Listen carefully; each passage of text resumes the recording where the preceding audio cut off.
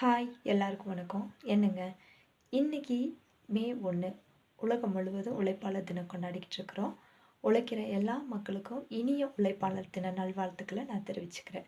நம்மளில் நிறைய பேருக்கு உழைப்பாளர் அப்படின்னு கேட்கும்போது உழைச்சி உழைச்சி ஓடா தெரிஞ்ச நிறைய பேரை நம்ம பார்த்துருப்போம். நிறைய பேர் வாழ்க்கையில் ஒரு பெரிய முன்னேற்றத்தை பார்த்துருப்போம். ஆனால் நிறைய பேர் இன்னும் முன்னேற்றத்துக்காக இயங்கிக் கொண்டே இருக்கிறத நம்ம பார்த்துருப்போம். அவங்க எல்லாத்துக்குமே இன்னைக்கு ஆண்டவரோட வார்த்தை, வேதத்திலிருந்து ஒரு வார்த்தை சொல்கிறேன்.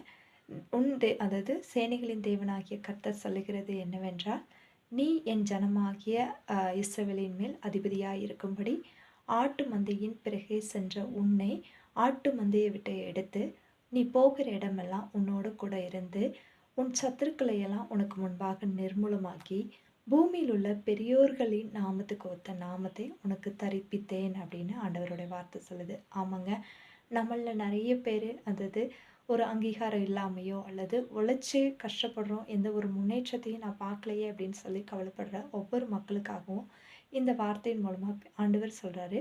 தாவீது கூட ஆடுகளின் பின்னாடி தான் போயிட்டு இருந்தாரு. ஆனால் அவரை ஒரு நாள் அரசனாக்குனது போல உழைச்சி கஷ்டப்படுற ஒவ்வொரு நாளும் உழைக்கிற உங்களுக்கும் கர்த்தர் விரைவில் ஒரு ஒரு அதிபதியாகக்கூடிய அல்லது ஒரு பெரிய இடத்துல உங்களை உயர்த்துறதுக்கு ஆண்டவர் வல்லவராக இருக்கிறாங்க. அதுக்கு நீங்கள் செய்ய வேண்டியது, ஆண்டவருக்கு உண்மையாக நீங்கள் செய்கிற வேலையை உண்மை உத்தமாக செய்யும்போது கர்த்தர் தாவீதுக்கு எப்படி அப்படி ஒரு பெரிய பூமியில் உள்ள பெரியோர்களின் நாமத்தை கொடுத்தாரோ அவங்களுக்கு ஒத்த நாமத்தை கொடுத்தது போல் உங்களுக்கும் அதே நாமத்தை தரிப்பிப்பார்.